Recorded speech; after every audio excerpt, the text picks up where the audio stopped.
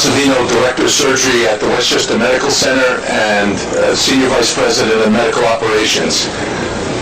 I want to welcome all of you to the first Distracted Driving Summit in New York State. This event was created to really raise awareness to the epidemic of distracted driving in the United States. Those of you who are not familiar with the Westchester Medical Center, we're the only level 1 trauma center in the Hudson Valley region.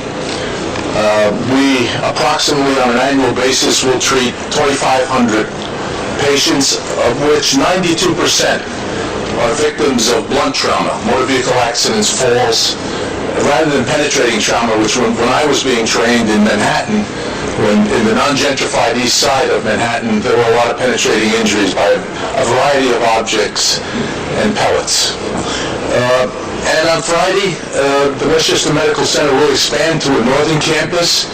Currently St. Francis Hospital will become the Mid-Hudson Regional Hospital of the Westchester Medical Center, which is also the only level 2 trauma center in the Hudson Valley region. So from 2,500, we'll have approximately, within those 2 campuses, 3,500 patients on an annual basis that we'll treat. And a lot of those injuries that I mentioned, especially the blunt trauma injuries, are related to distracted driving and drivers that are cognitively impaired for a variety of reasons, and a combination of both. Technology to prevent motor vehicle injuries has advanced dramatically. We've got motor vehicles that we're all familiar with that have 3-point seatbelts, airbags, lateral airbags, steel reinforced frames, etc. And now, the more you pay attention to what's going on in the automobile industry, crash prevention technology has advanced. Front crash prevention, lane departure warnings, blind spot detection, park assist, back over prevention. All of those technologies provide us, I believe, with an exaggerated sense of security and a lack of awareness and a sense of urgency of what can happen when we're distracted.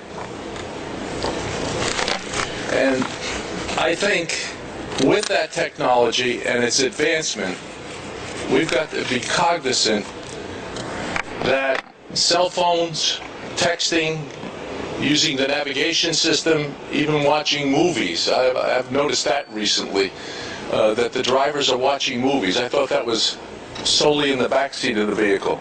In a broader view, distracted driving can be attributed to any activity that diverts the attention of the driver. For example, eating and drinking in the car. I've spilled coffee when I'm driving, and your initial experience is to look down. And the smaller the vehicle, I find the more rapidly I'm in the next lane, easily. Talking and arguing with passengers, whether they be your children, spouse, or otherwise, grooming, applying makeup, I've witnessed that, reading maps, adjusting the radio and CD player. Text messaging requires, obviously, amongst all of the distracting influences, a lot of visual, manual, and cognitive attention. When we look at the motor vehicle victims that we treat, particularly the 16-year-olds and older in that group between 60 and 25, often there's cognitive impairment, whether it be related to drugs or alcohol. And add that on to, as I mentioned previously, the distracting elements that exist now, and that technology is going to advance even further as we go forward. I think it's a social taboo to be drinking and driving today, and that's where distracted driving has to arrive, to be a social taboo. We have some outstanding speakers today and panelists, and you're all invited to offer your opinions on how to remedy the problem, because it is significant. But even hand-free communication, Bluetooth, that becomes a distraction, depending on the intensity of the conversation. As a physician and surgeon, I love it because it gives me a lot of information. Unfortunately, in the past, it was exclusively a handheld.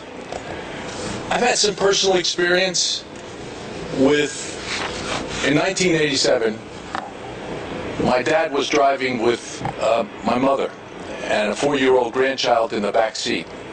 And a cognitively impaired driver who stole a motor vehicle aired into his lane. They were going 30 miles an hour, and he was killed.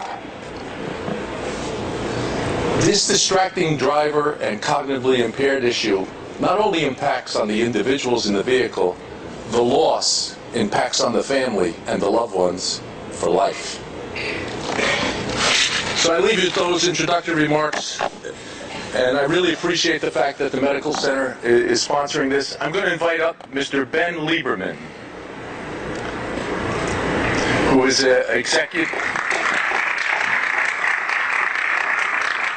Mr. Lieberman is Executive Director of Distracted Operators Risk Casualties.